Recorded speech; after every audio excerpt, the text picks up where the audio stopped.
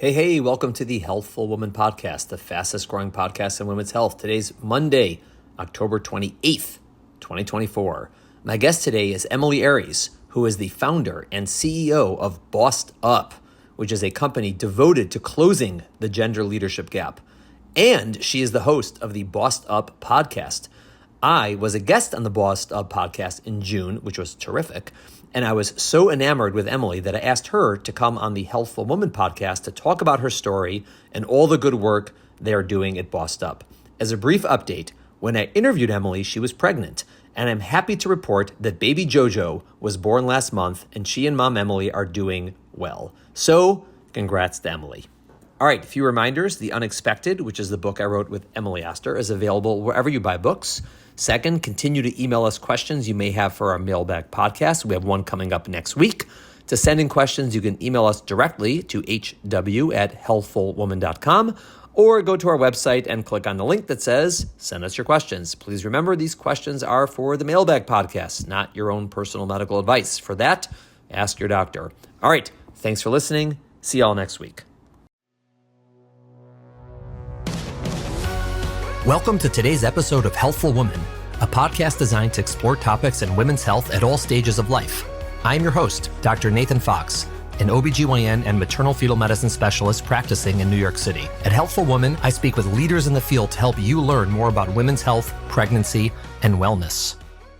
Emilie Aries, welcome to the podcast. As I told you offline, the tables have turned. You interviewed me, and now I get to interview you. I'm excited. Thanks so much for having me, Dr. Fox. Yeah, what's like sitting in the hot seat? It's delightful. Honestly, I think it's in some ways easier. We'll see. We'll see how it goes. Yeah, I guess I'll ask you when we're done. So yeah. I appreciate you doing this. So you are the founder and the CEO of Bossed Up, and you are the host of the Bossed Up podcast. And we got connected, I guess, when you invited me to be a guest on your podcast, which was terrific. Great experience, a lot of fun. And I got to learn about you guys and, what you do, and which I thought was pretty cool. So I said, you know what? I think my listeners would like to hear about you, who you are and what you're doing over there. So cool. Thanks for taking the time. Well, thanks.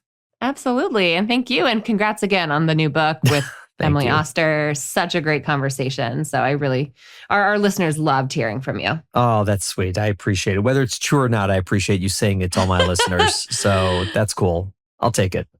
It's true. So I guess I just wanted to start so my listeners have a sense like what's going on today. So can you explain what is Bossed Up?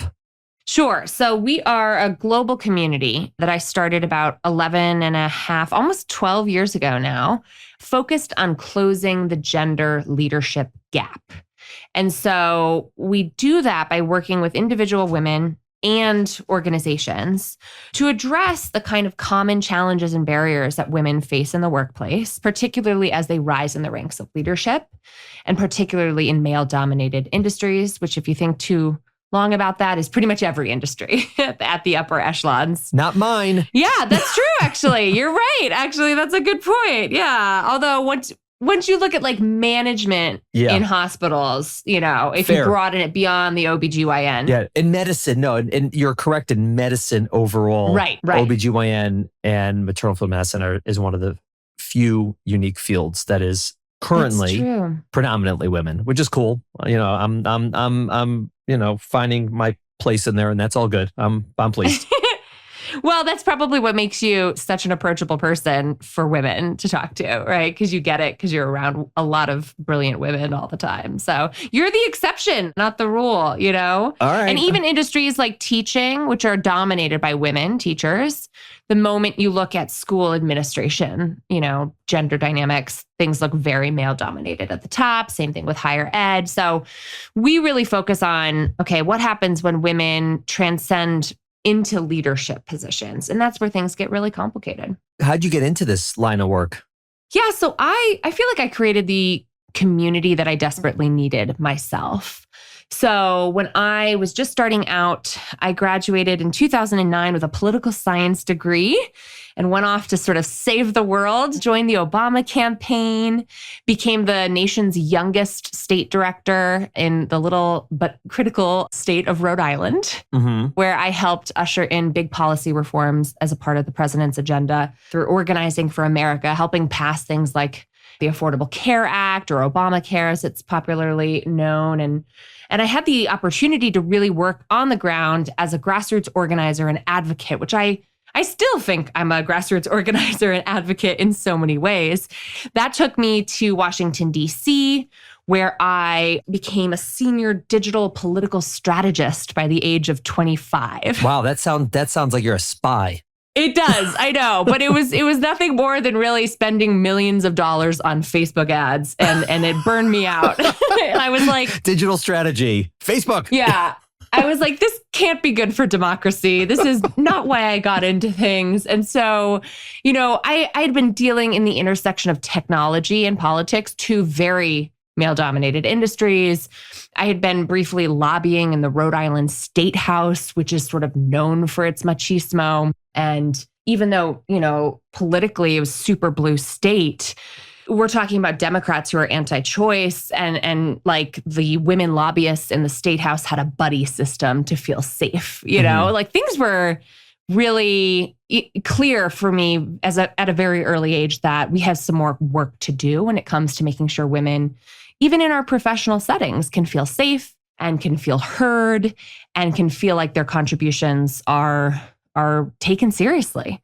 And so I dropped out of politics. I basically quit politics after Citizens United was passed. I got really jaded by what was going on in our democracy. Can't say I've come around just yet. Can't say things have improved. Why things are so much better now than they were then. Wow, we've solved all those problems. Yeah, we're one happy united nation right now. Democracy's kicking butt.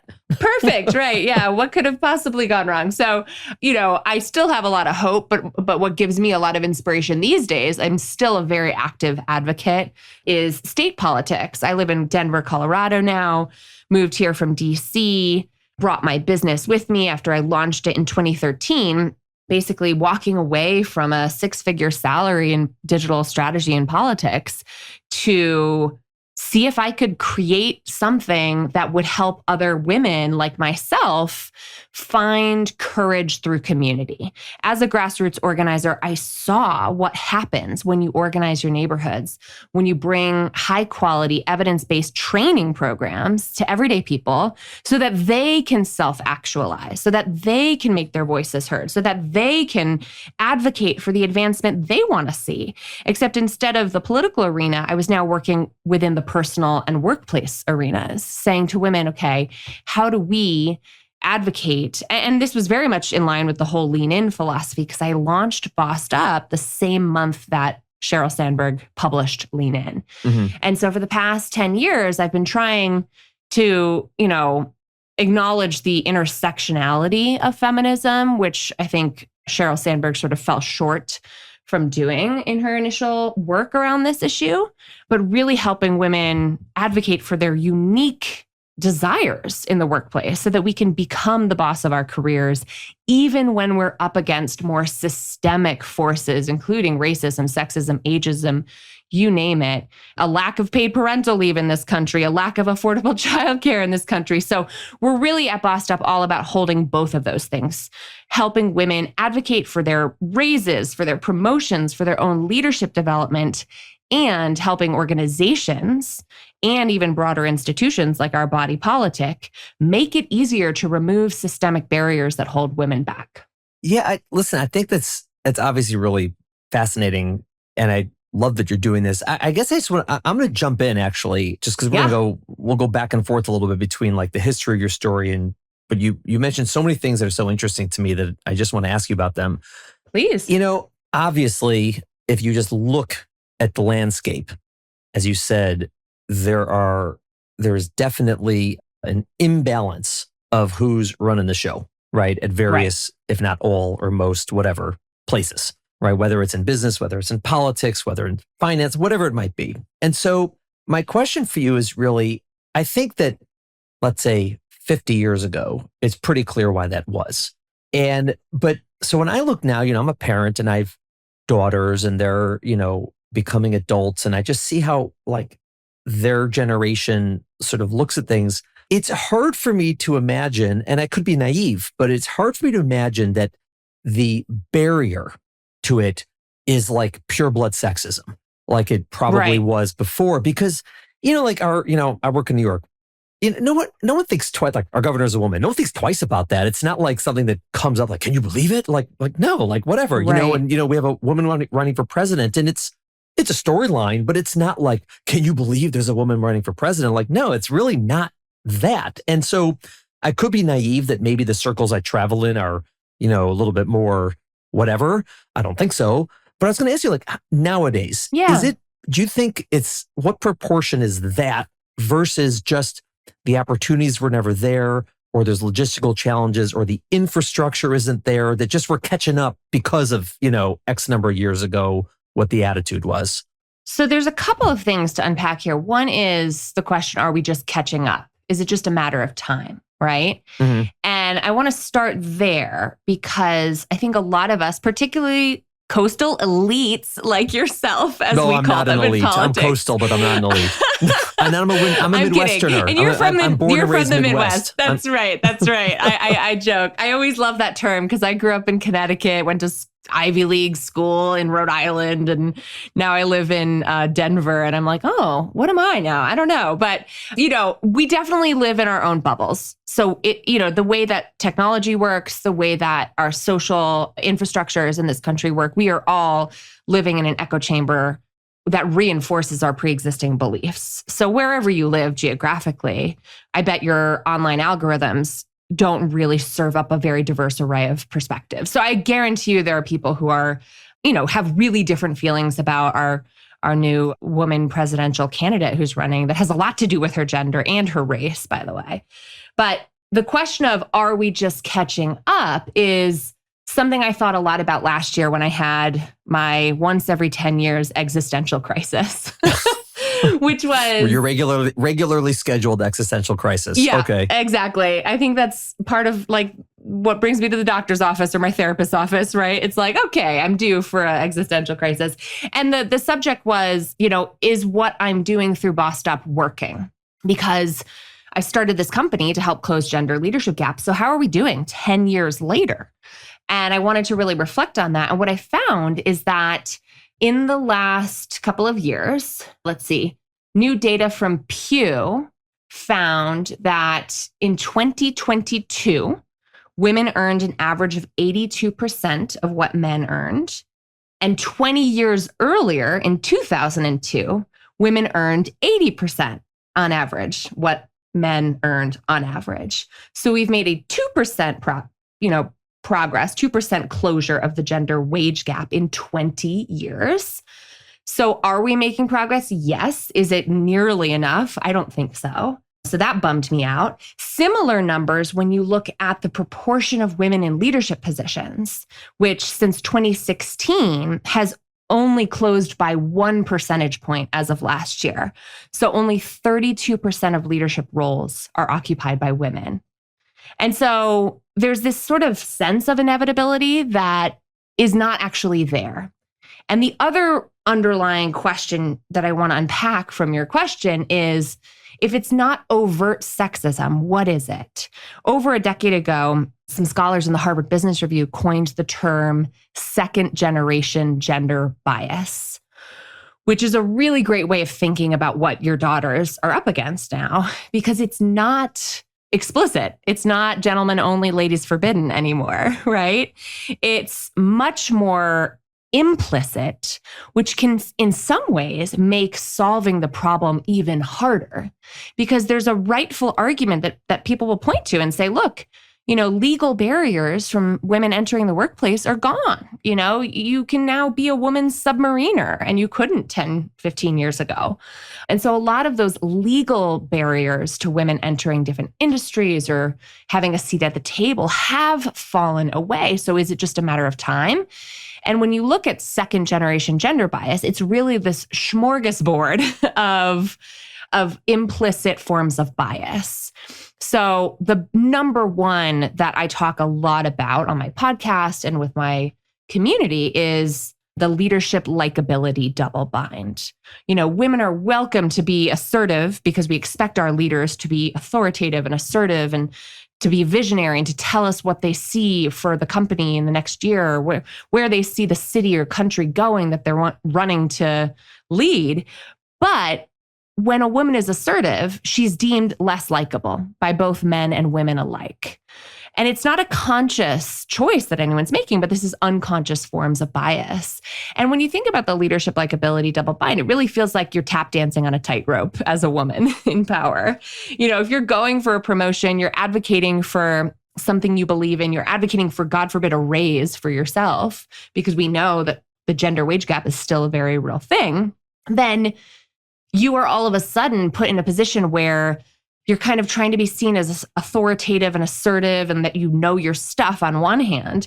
And then on the other hand, you're trying to be liked because likability matters. Trying not to ruffle too many feathers or not piss people off.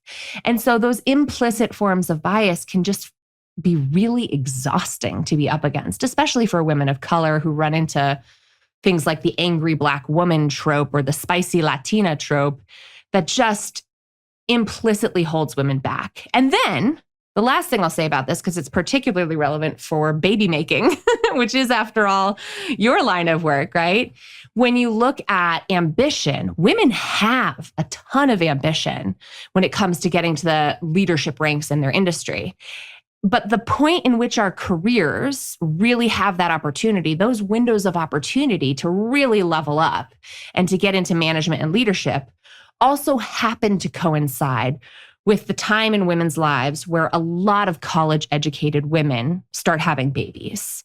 And without the public infrastructure that just makes doing both feel possible, so many women's ambitions to be mothers, if that's something they choose, and to be bosses, feel fundamentally at odds.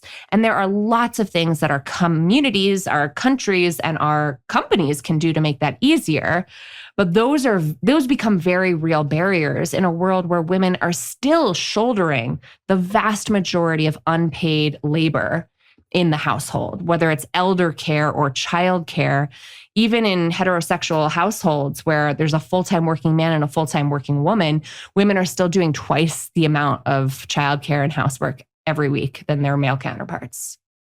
Yeah, I mean, I think both of those points are really important. And the first point, and maybe it's something that just requires a third generation. You know what I mean? Like, yeah, that's what I'm saying. Sure. Like the first generation's like explicitly, biased. The second generation is implicitly biased because we're sort of raised by the explicit, bias community. And then maybe, hopefully, the next generation will just get it right. I mean, and the other, the fascinating part about that is, when you're talking about the second generation, this idea that's implicit versus explicit. I mean, I see it all the time with with my partners, the doctors who are women. So when people come out of training, right, they're, usually, I mean, not always young, it depends on your definition of young, but they're young women and they're treating predominantly young women, right? They're treating their peers essentially, whatever, plus minus 10 years in age. They're basically treating their peers, their friends, are like sitting across the table from the exact same people.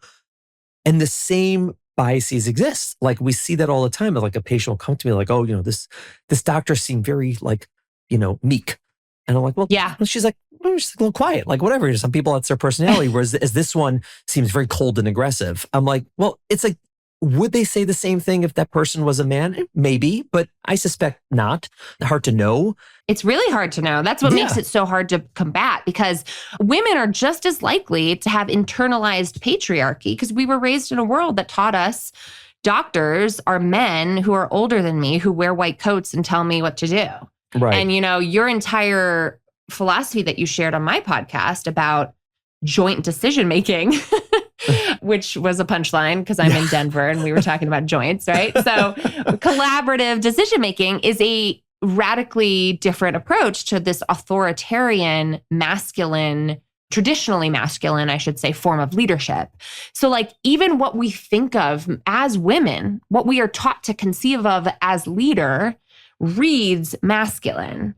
And so when women are redefining, and frankly, men like you and lots of men right now who are navigating a world that requires more soft skills now than ever before, more emotional intelligence than ever before, like we are all collectively redefining what leadership looks like. And it's butting up against unconscious, implicit connotations and associations we all have in our brains. That makes that really tricky. Yeah, I mean, it's on the one hand, people have to rethink sort of what is the expectation of women in the workforce and at the home, sort of what is expected and what is sort of, norms and, biases and stereotypes and all those things. But like you said, you have to flip it also on the workplace. What is the expectation and stereotype of a leader, of a boss, of a manager, of a CEO, whatever it is? And so if the only sort of experience we have of that and impression we have of that is this sort of idea, this like form, this platonic form of what a boss is supposed to look like, then maybe nobody can match that, or maybe women can't match that. And so it's not, and so it's really redefined that. Like, does being a CEO mean you can't be away for 3 or 4 months if you have a baby? Are they not congruous? Or like, that's sort of the part we have to think about. And these are, I guess is what you're working on, huh? Yeah. I mean, it's so relevant too, because COVID really upended that question for us. Right. We saw for a lot of white collar workers, a lot of knowledge economy workers in particular, this transition to the remote workplace. And what we found is that when the rules of the game are equal, when everybody's fully remote, right, then women thrive with that level of flexibility. But now that we're entering this sort of return to office era where a lot of mostly male tech leaders, Elon Musk was sort of famous for being the first to say, you're back to the office full time, everybody. Now that movement is bringing folks back to the office, this creates a real imbalance, because when flexibility, which has been the number one demand from the women who I'm talking about, who want to lead, who want to succeed, but have caregiving duties and have other duties and lots of hats that they wear in their community, to balance with it all, flexibility is something that workplaces can provide when possible. That really helps level the playing field for women to excel and step up into leadership and for their skills to be seen as valuable. But if we're returning to an butts in seats mentality where whoever's around the office and like socializing on the basketball courts or whatever becomes this implicit way that we access power and promotions, then women really suffer. And so there's a lot of concern around that. I know that so many healthcare workers, including my mom, a labor and delivery nurse, has worked 12-hour shifts in the hospital this entire time. So that's not applicable to every industry.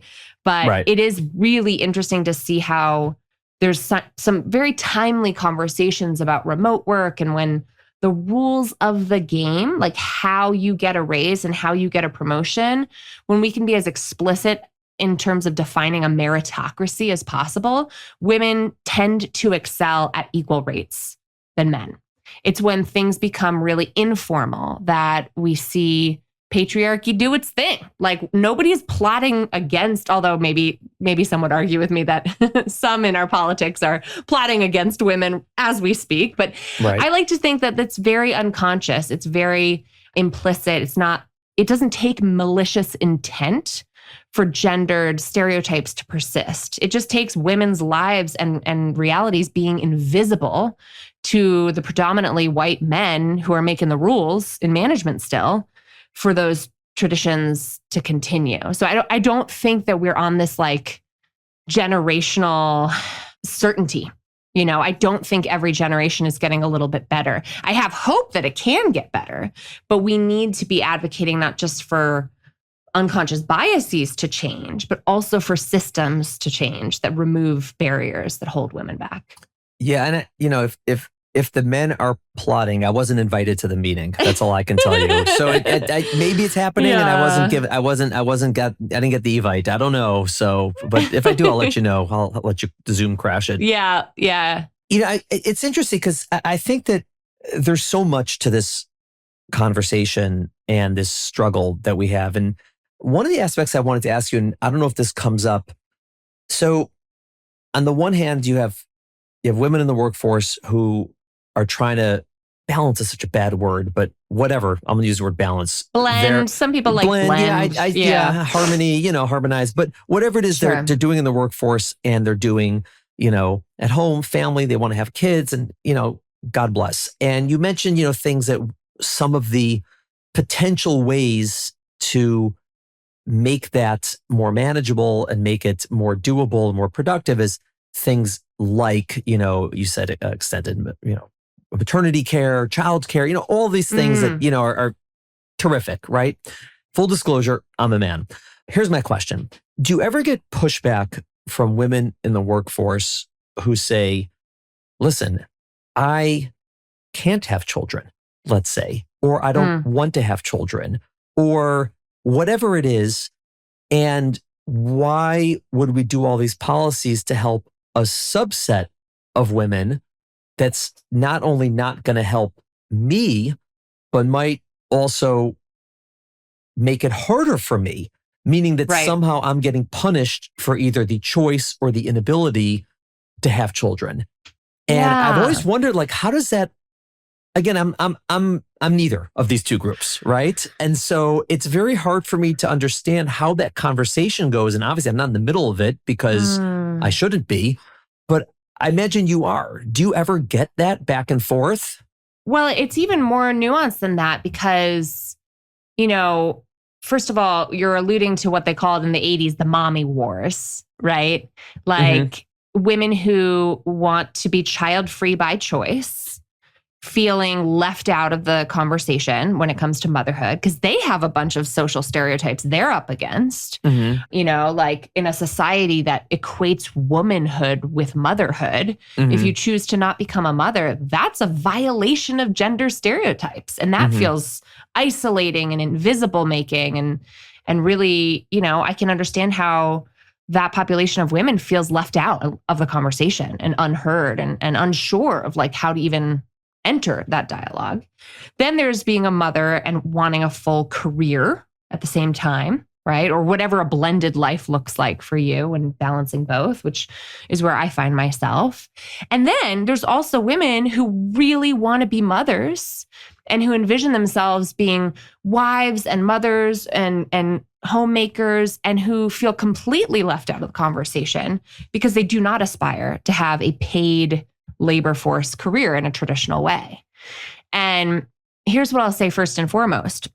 When we allow the culture wars to pit those populations of women against one another, none of us win. Yeah. So if we see each other as the enemy, then that's patriarchy doing its thing. Again, I'm not saying this is men perpetuating this, but this is a patriarchal underlying philosophy that says a woman's worth is defined by fill in the blank. Yeah, so one of my patients referred it to me as woman on woman crime.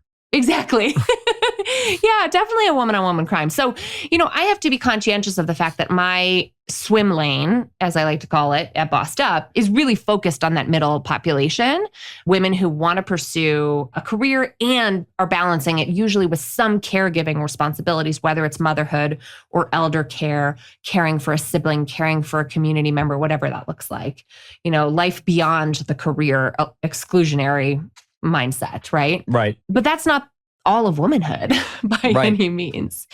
The other thing is, when it comes to public policy, you'll hear this from men and women, which is, why should I have to pay for your childcare, right? Why should I have to subsidize with my tax dollars your maternity leave, let's say, right? Those are fair questions. And I'm not a full-time policy wonk. I'm a part-time policy advocate. But here's what I would say. Is that first and foremost, we are the wealthiest nation in the world. the United States, right? We're not coming after your dollars. Odds are we're coming after the 1%'s dollars when we talk about raising taxes to fund social programs. We're not coming after, even millionaires. We're talking about taxes on the billionaire class in this country that can fund entire social programs like that. And second of all, why should we? Why does it matter if every other democracy and every other developed nation in the country has social programs like childcare subsidies or paid parental leave? We are among a very short list of countries that has no federal benefits, no paid federal benefits for parents. We're talking about men and women here, fathers and mothers, right? What's in it for me if I don't want to have kids? And here's what I would say is that a healthy society benefits us all. You can judge a society by how it cares for its most vulnerable populations. And when we look at babies and we look at preschoolers and we look at children, and granted, each state has its own way of treating those populations. When we look at the elderly, we decided as a nation many years ago, right, that we believe our elderly should not be living in poverty and being on the streets. And that's why we believe as a country in systems like Medicare and Medicaid, right? Because it's not good for our society if we have hordes of elderly people just slipping through the cracks. Similarly, back in the 1980s, we came really damn close to, under a Republican-led presidential administration, passing nationwide socially funded childcare programs. And it was single-handedly killed, it was vetoed. Even after a Republican Congress passed the bill, it was killed by Pat Buchanan, who made it into the government is going to brainwash your children campaign, who kind of rose up and said, if you believe in traditional femininity, then women should be the ones raising our children, not the government telling your children what to do. And that was the end of affordable childcare being nearly passed into law in this country. And I think we've really lost something when we lost that possibility, which is I do better when my neighbor's children are fed, when my neighbor's children are being well educated.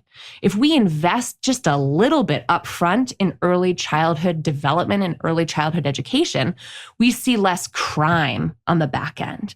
We see less hopelessness amongst our youth who are navigating a volatile economy upon graduation from high school or college. And so what's in it for me to subsidize all of our children in this country?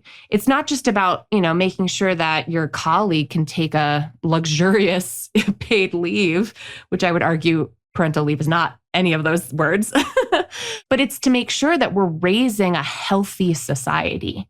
And we've been taught, because of American individualism, this idea that, pull yourself up by your bootstraps, that if you can't figure that out on your own, something that was never designed to be done on your own, raising children, then you're a personal failure. And I just think that as a society, we can do better. And it behooves us all, including women and men who never want to have children, to make sure that your neighbor's children are getting their basic needs met. Because when they don't, your life gets worse, your neighborhood gets worse, your society gets worse. And when we're seeing increasing rates of crime, and not to mention a deteriorating state of mental health and well-being among teenagers and young people in particular, we have to ask ourselves as a country, what do we value? Why can't you just be running for office? Well, I will eventually. This is so compelling. I'm gonna get up and sing the Star Spangled Banner. I mean, this is unbelievable. Why? How come you're not running for office? I do love this country. I do think we can do better, and I'm in such a mood after the last week. Just to be clear to your listeners, it's been 1 week since Kamala Harris took the top of the ticket, and I'm like ready to. The Olympics are going on. I'm ready to wear my red, white, and blue. I love this country. I just think we can do better. And I will probably run for office someday, but right now I'm in my business owner and baby making era. And I know that I want to do things well, but I can't do them all well at the same time, Oh, well, you heard it here first, listeners of the Healthful Woman podcast. When we're seeing you on the debate stage, whatever years from now, we'll say, remember her when this she name. was just talking to Fox about pregnancy, and here we go. That's all right, cool. So what tell me about your own journey in this space. Yeah. So as of today, I should probably start there. I'm 31 weeks pregnant with my second child. Yay. It's a very wild deadline or like milestone, because if you follow the apps or what have you, today was the first day that I had a single digit countdown with weeks left. I was like, oh my God, we only have 9 weeks to go. Wow. That's not a lot of weeks. So I'm feeling really grateful to be here, because the last year has been a really challenging one, both in business and as it relates to fertility. And perhaps those two things are related. I don't know. But I experienced recurrent miscarriage last year, 2023, while I was also navigating my biggest business downturn in 11 years. I guess it was 10 years as of then. So last year just was not going the way that I was hoping it would. And throughout this entire time, I have another child who's 2-year-old who will be 3 this September.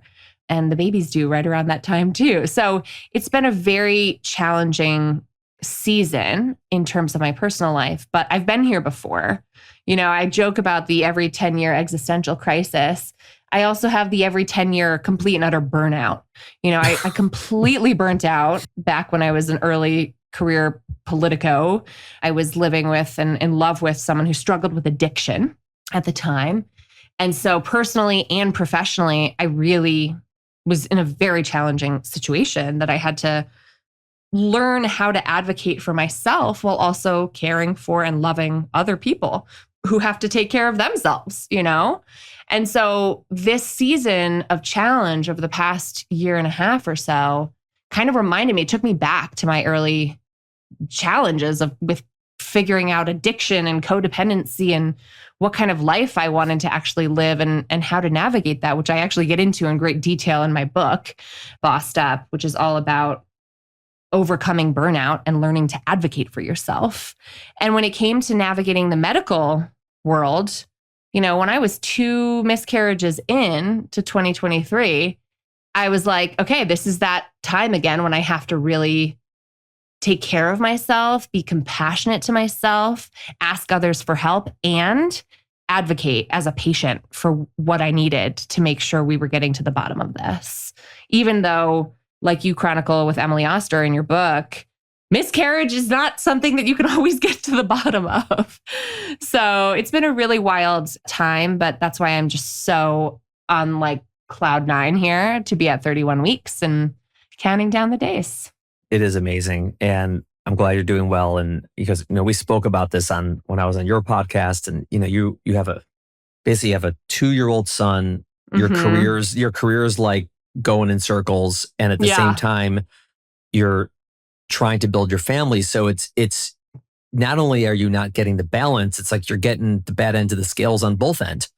Yeah. You're figuring out your career and you're trying to figure out your family. What did that experience or set of experiences, like what lessons did you learn that you could take with you moving forward that you could also impart on others in terms of, again, both family and career? Because we're talking about both of these. Yeah. I mean, and the lessons are similar, right? Like my business, to give a little more context there, which will make sense in a moment, is, in 2023 experienced a downturn for a few systemic reasons that had nothing to do with what we were doing in our business, right? But it had to do with the fact that diversity, equity, and inclusion has been pushed back on in a really vocal, significant way in the business community.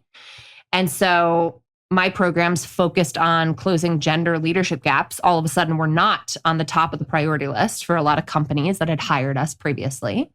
We had also been focused a lot in the tech sector.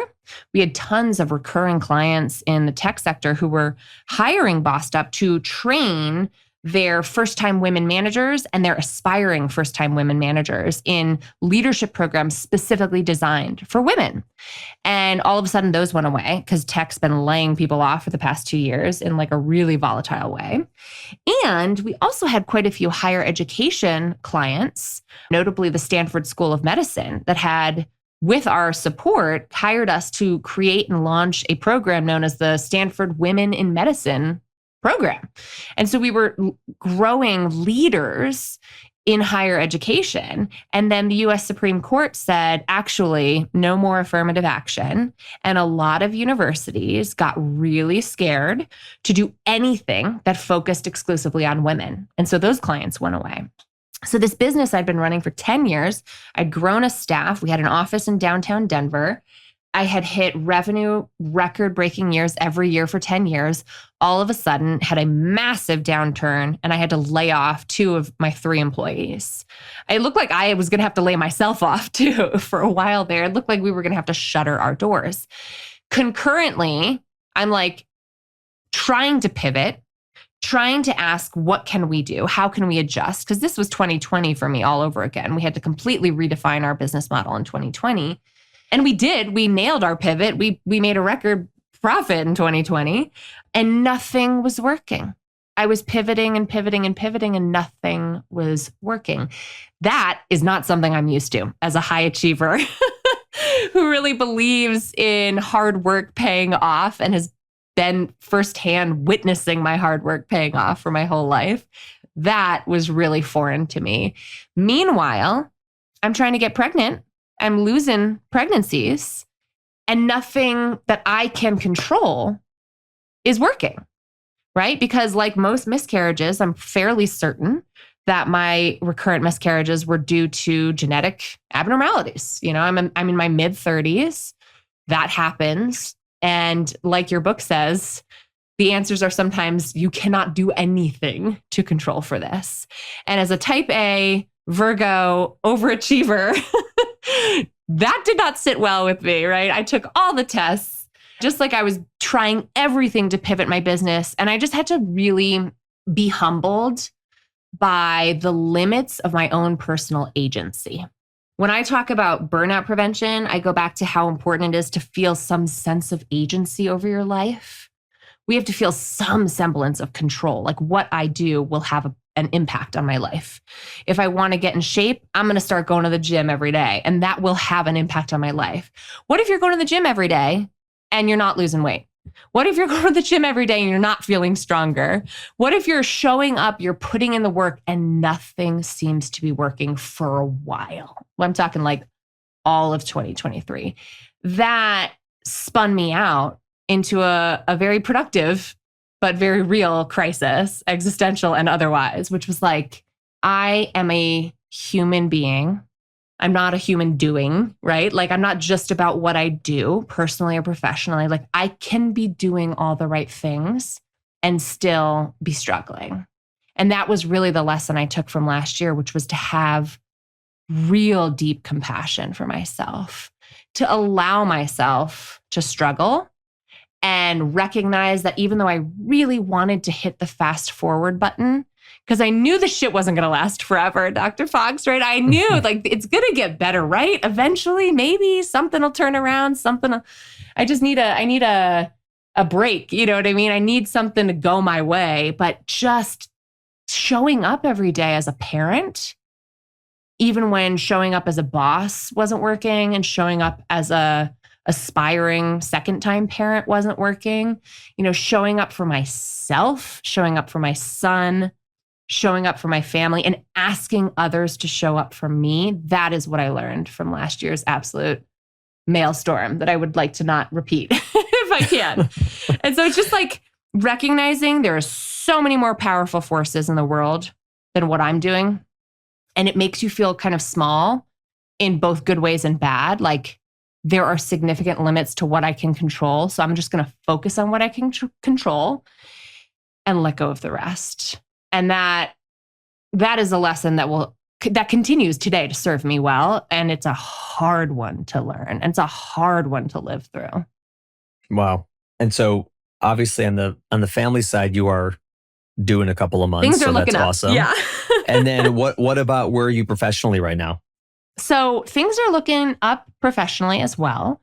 I really had to ask myself, like, 10 years is a long time to be doing anything.